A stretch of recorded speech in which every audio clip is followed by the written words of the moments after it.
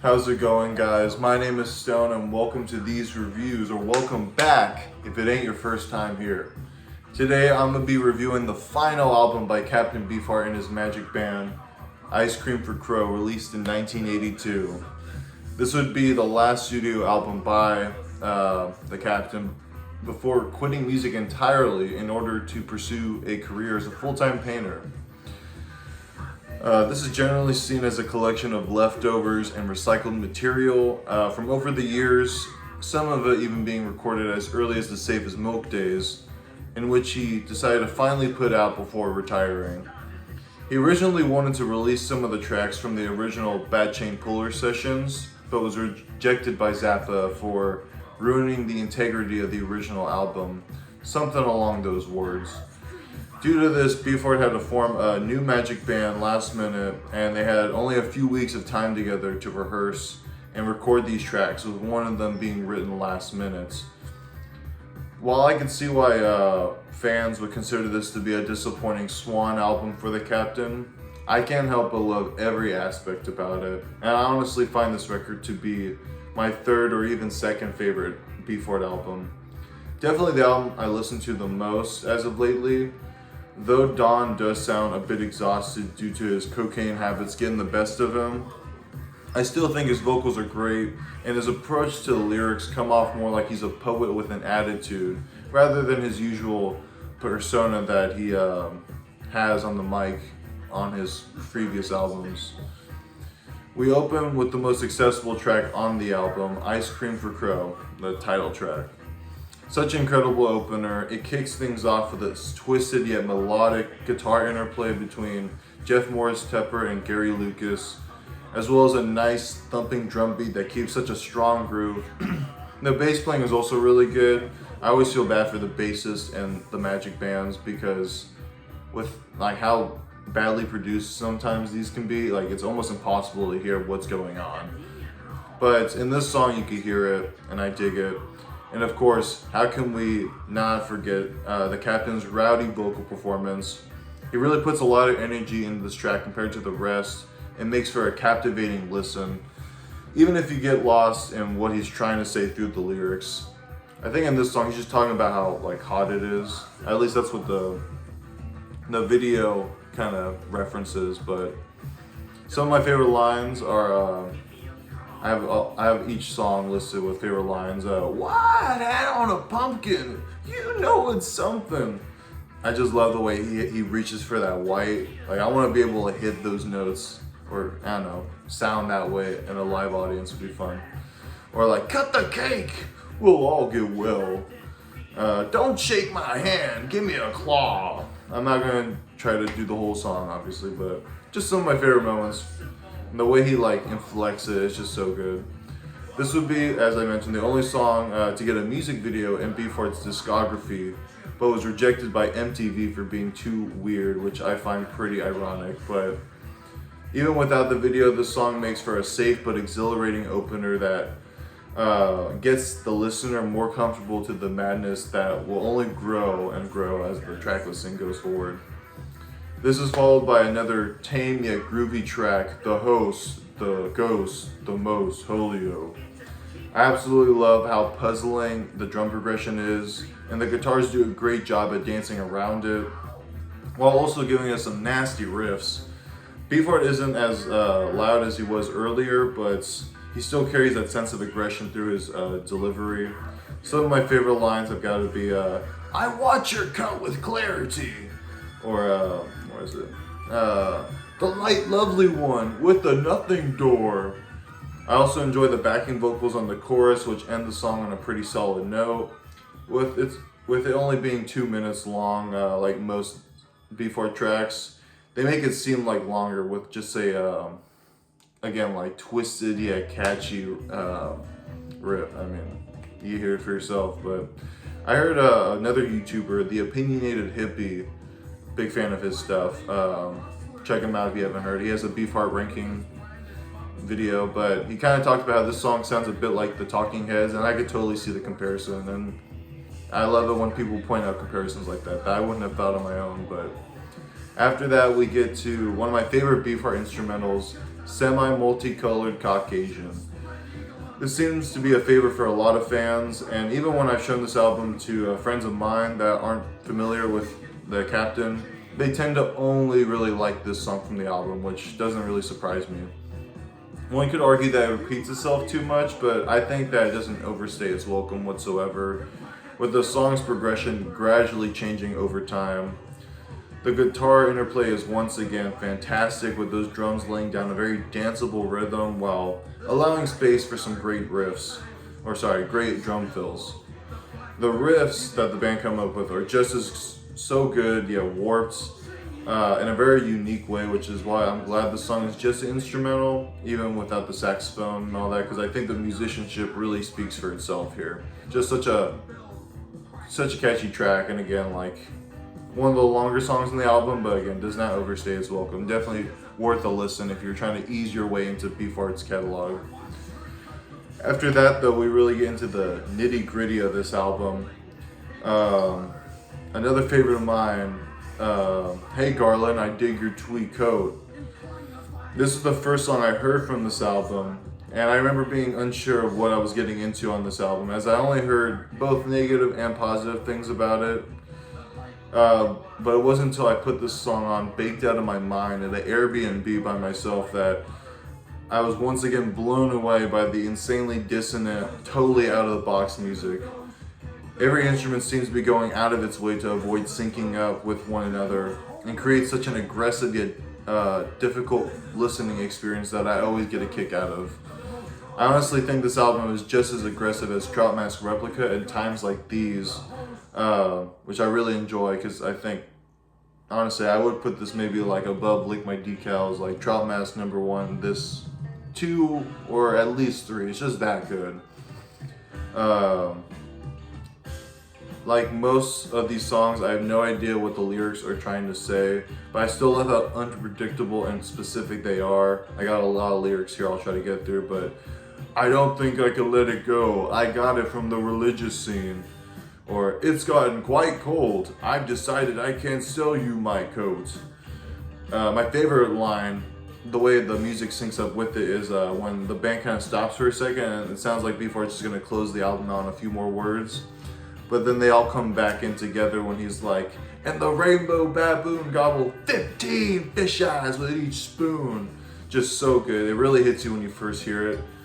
And it's still just as good when you replay it over and over like myself, but super cool.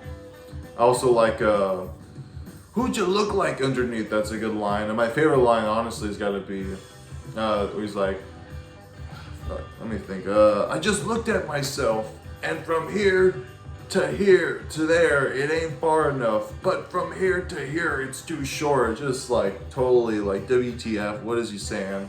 It's just so entertaining. I really dig it. It's just a total mindfuck, and I love it for being the way that it is. After 3 relatively straightforward tracks, I'm glad that this album finally gets into it, the madness that I look forward to hearing. Following that, we get the guitar composition Evening Bell.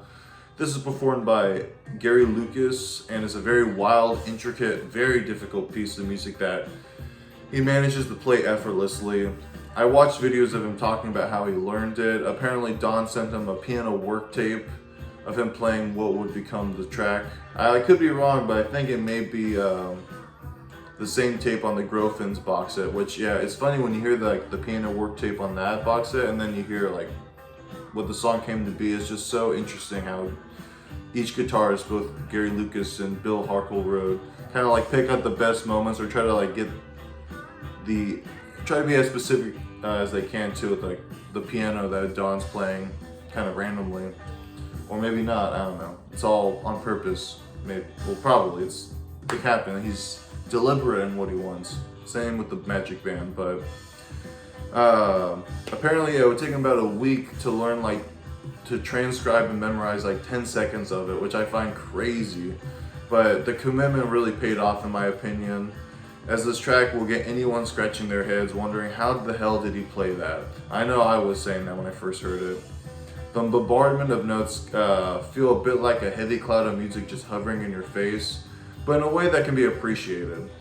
Definitely more of a blur when you compare it to tracks like Flavor Bud Living and One Red Rose that I mean, but executed just as good, if not a little better, for the sake of it being so many more notes. But yeah. We close side one with another big favorite of mine, Cardboard Cutout Sundown. You hardly know a day goes by in a cardboard cutout sundown. This one's probably crazier sounding than Hey Garland. At least that one had somewhat of a groove. Obviously, there's like polyrhythms going on, but it's like repetitive. And I mean, there's some repetition beneath all that chaos. But with this one, you don't have enough time to like get used to the instruments. It just keeps you on your toes while Dawn is just screaming at you about this cardboard cutout sundown. Pretty incredible stuff if you ask me. Such a great way to close side one out. Just really like, getting you into the real nitty gritty of this album and kind of like leaving you scared to flip the next side over. But it just has a pure sense of musical anarchy that the only Beefheart and the Magic Band can accomplish. Though it's difficult, again, to keep up with the music, it really shows off their level of discipline when it comes to rehearsing, because I read somewhere that the band had gone together in secret without the captain at times, just to practice these songs. I'm really glad they did, because I imagine they needed all the practice they can get. But these are some real professionals. Honestly, it sucks that this band did not go out and play live, because this is one of my favorite Magic Band lineups for sure. Gary Lucas finally in on the album, playing not just one or two songs, but the whole thing. With Jeff Morris Tepper, another fantastic guitar player. Again, the drums and the bass are very good. Usually, I can't imagine trying to be the drummer for this band. It seems wild, but great lineup, great song. Now at this point, I'd usually hint at which side I like more and why. But this may be the first time in a while that I'm not really sure which side I like more, because they're both so perfect. I'll get into the details about it towards the end of the review, but the quality of music is just so good. Both sides of music are perfect summaries of what the captain is all about, and the standard does not go down whatsoever when you flip the record over. We open side 2 with one of my favorite Beefheart songs of all time, The Paya Sure Is Tense. Very clever wordplay. This song captures yet again just how twisted yet insanely melodic some of these guitar lines can be, even when it feels like they're either bouncing off one another or playing against each other. This also features my favorite drum progression from this album, which feels very bouncy as well, but grooves so hard, especially when it kicks off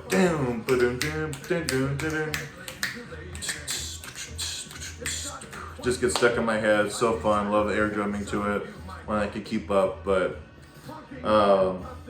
there's also, I already said that. Don's vocal performance on here is also very energetic, with my favorite moments from him just screaming into the mic. Obviously, I love the lyrics always, but towards the end where he's just whoa, it's just so entertaining and really gets you into the energy of the music, because it's just him being wild on the mic.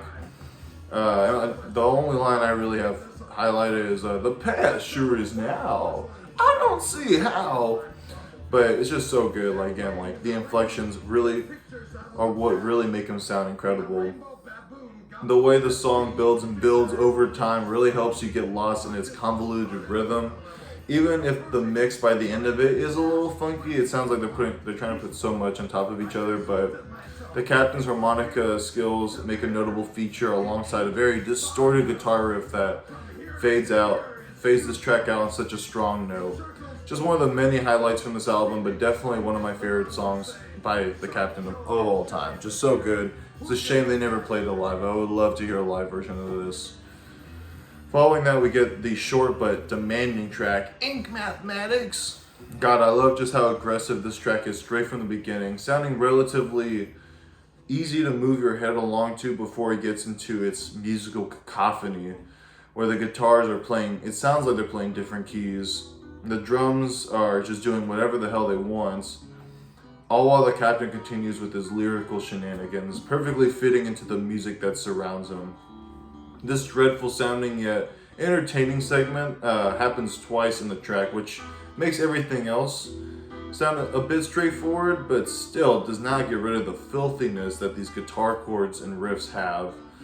Of course, when I say filthy, I mean that in the best way possible. is just as wild and as engaging as something that was off Troutmaster Replica. I guess it kind of reminds me maybe like Sugar and Spikes in terms of progression. Like I kind of like, it sounds relatively catchy, even though when you think about it, it's a little harsh. But then it gets into just some like, what the hell moments. It's just so good.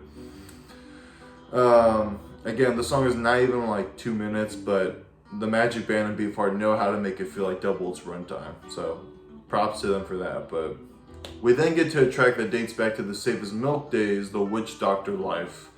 There's been several recordings of this track over the years with different lineups. But I think this version that they released here is pretty great. I think that it helps that I just find the song to be catchy regardless, whether it's the Dirty Blue Jean version or it's the 1978 Bad Chain Puller Session version with Bruce Fowler on trombone. That's really good. The main guitar riff is definitely one of my favorite Beefheart riffs that isn't purely chaotic, but rather childishly melodic, with the way it kind of repeats the riff at different octaves. The marimba playing is also a very nice touch, excuse me, as it reminds me of something you'd find off Lick My Decals Off Baby or The Spotlight Kid. The drums have a great tumble alongside the bass playing, and the captain delivers a charming performance that isn't anything too out there, but it fits with the context of the music, which is a rather tame track when you compare it to like Ink Mathematics and what comes after. Definitely a song that used to be in my top 10. I don't know if I put it in my top 10 anymore, but definitely a favorite track from this album for me.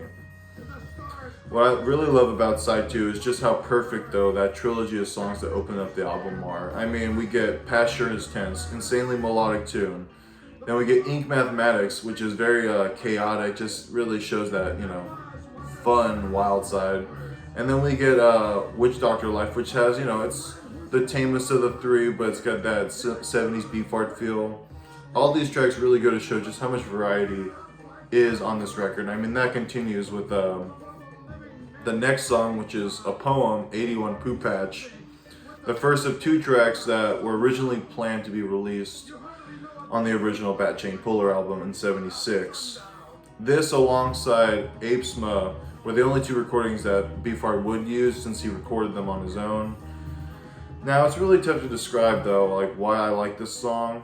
Obviously, it's more just a poetry reading than a song. And I don't find it to be filler at all. I mean, perhaps it's because I'm already used to like Beefheart just doing his like poetry readings on like Trout Mask, and again like Apesma. And I don't know, I mean, for this being his final album, it's fitting to have at least one on the record. Like Evening Bell, it's just a heavy cloud full of words and phrases rather than guitar lines. Which is not to dismiss whatever he's trying to illustrate, but I still can't catch on to what he's trying to say. I mean, I should even try to like pick out favorite moments on it, but I just love the way he just says the phrases and all that. Like, I don't know, I don't really go out of my way to try to find out what he's wanting to say, because I have fun just listening to this like cacophony of words and phrases that seem to just be going left and right, up and down. It definitely helps to have a lyric sheet that, I mean, I was going to save it for later, but you could tell, like, 81 Poo Patch has got the most to say. And yeah, good song, or good poetry reading. It's fitting for it in the middle after, like, 3 amazing songs before getting into 2 very aggressive, dissonant tracks. After that, Head Won't Move Till It Talks bit, we get another Beefheart classic, the 1000th day of the Human Totem Pole.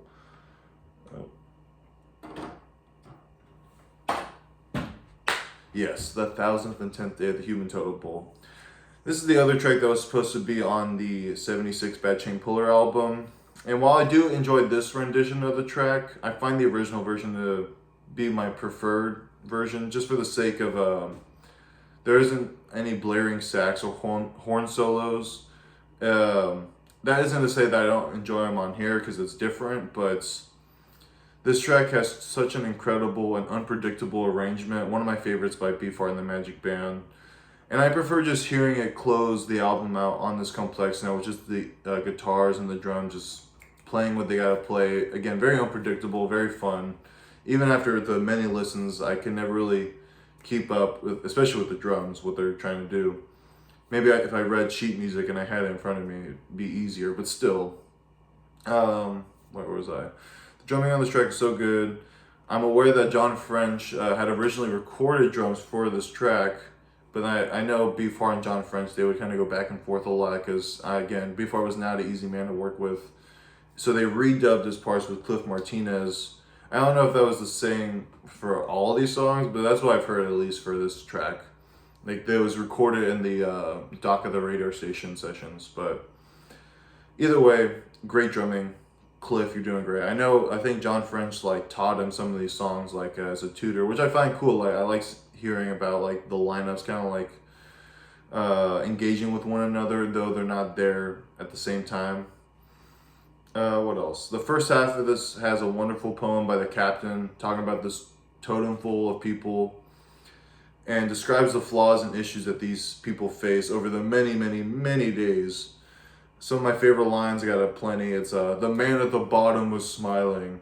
He had just finished his breakfast smiling. And,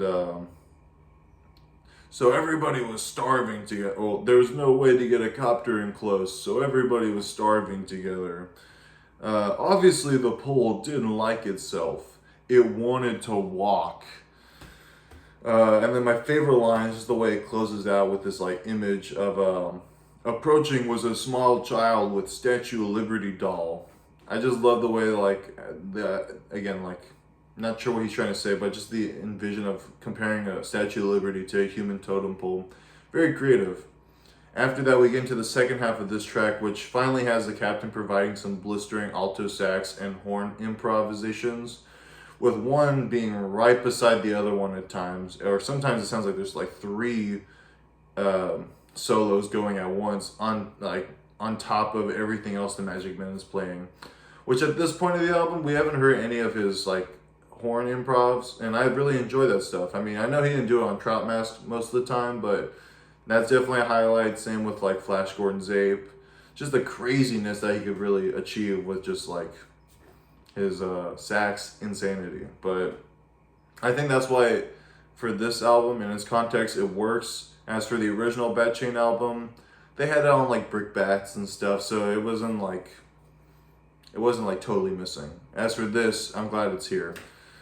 One could argue that the song drags a bit towards the ends, but I find it to be pretty bearable, kind of adding to the unpredictable nature of this track. Just when you think it's kind of ending, it just keeps on rolling you over with its intricate playing and maddening improv. So for it being the second and last track on this album, kind of like the 76 Bat Chain Puller, it really works where it's at, and kind of like Sheriff of Hong Kong is like kind of a centerpiece to this album, though it's towards the end, but really good song. We then close the album out on another belligerent track, Skeleton Make Good, or Skeleton Makes Good. This would be the only track on the album that was written during the sessions last minute. I think they just had needed more material for the album. And I remember when I first heard this song too, I honestly kind of thought like maybe there is a limit of how much Beefheart I could intake, because I remember thinking for a while, kind of like Petrified Forest, it took me so long to really like get into that track. Same with this one, but over time, like I found myself like getting, I guess like I don't want to say tapping my toes to it because it's pretty out there, but it gets stuck in my head. But kind of like Frownland, the first second or so sounds rather normal before the rest of the instruments come in and just mess everything up. Don sounds really good on this song with his skeleton lyrics being very intriguing and just again very aggressive, kind of like Ice Cream for Crow. Maybe not that wild and energetic, but just so like so much it's a gripe. Not a gripe, but you know, aggressive. Can't think of any words in the moment. But my favorite line probably has to be like, I have a crush on your skeleton, which is, never thought I would be hearing that statement, but here I am hearing it over and over now. The song, again, is just under 2 minutes, if you don't count the Chinese gongs that leave the listener dangling, but for it being technically the last Beefheart song in the discography, I think it's pretty good. Definitely seems like a genuine Beefheart track, with him doing what he wants, when he wants, and apparently who he wants to do it with in terms of Magic band members coming and going. And yeah, I mean, ending on that wild note, those last two songs are super wild, kind of like Cardboard, Hey Garland, super good. And yeah, one song I will admit that was not on the original version, but is on like CD and Spotify. I always thought kind of like Silver Springs and Rumors was the original closing track. So for a while, Skeleton Makes Good just kind of felt like when I heard that on the vinyl, it felt incomplete because the song at the end on CDs and stuff is Light Reflected Off the Oceans of the Moon. This was a B-side to Ice Cream for Crows, a single. And I honestly wish this song was the final track on the album. There's no vinyl version that has it at the end, but which is a shame because it's just such a great jam. It elaborates on Hey Garland, but with some fantastic improv by the Captain once more. It would have made the album feel a bit conceptual if they had this towards the end. And I think it would have been a fun way to go out. Just like, obviously Skeleton Makes Good is still good for being a closer, but I just think like it just seems like very loose, having fun in the studio, just Captain doing his thing while everyone else is playing, again, very intricate guitar lines. And it's another amazing track, great bonus track. Now, favorite side, it's honestly going to be both. I hate to not give you a straight answer, but both of these sides are perfect. I feel like if you had to show someone this album, start with side one.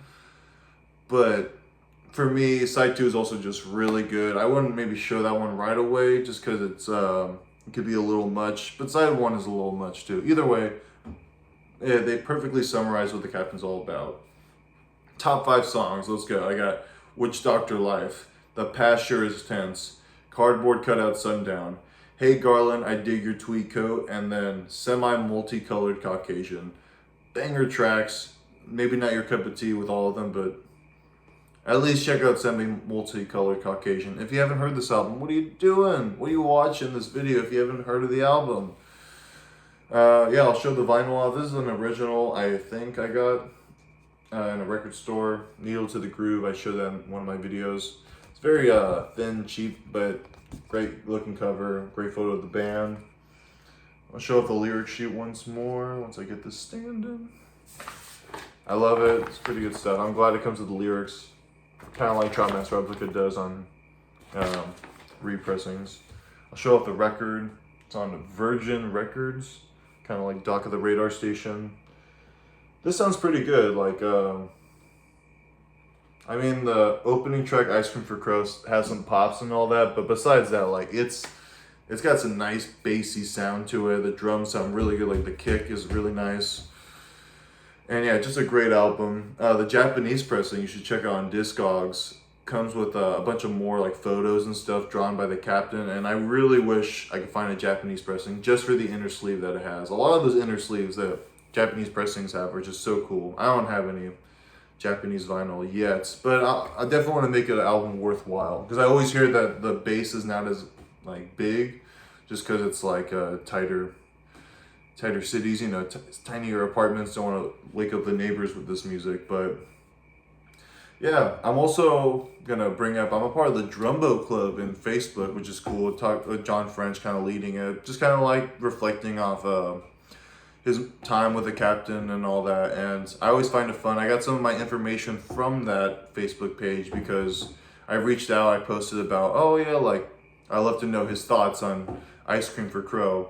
I know he has a book on it, but I've yet to really find it, or at least haven't made the effort to buy it online, but he kind of told me some things about it. I should have written them all down here, but he kind of talked about, I didn't even think about his cocaine problem, which I've never read anywhere else that he had a cocaine problem, which it should be obvious when you hear how wild he gets on some of these songs. I've always heard he had an acid thing at one point, but yeah, it's pretty good stuff. And then, I mean, Cliff Martinez, like he taught him how to play like Hair Pie, just to give him an idea of what he would be getting into, so I find that cool. And yeah, that's a lot of talking. My voice is dying on me. But man, thank you so much for watching. I have way more videos coming up. I just did this one for the sake. I'm like, hey, I did the first Beefheart album. Might as well do the last now, you know? But I'm gonna be getting into some more albums. I got way more ever since I've been gone from YouTube for a hot minute. So I'm excited. I'm looking forward to the future. Getting better with the lighting and all that in here. It's just a good vibe, you know? And I want y'all to be a part of it. So yeah, appreciate y'all watching, and I hope to see y'all in the next video. Alright, see ya.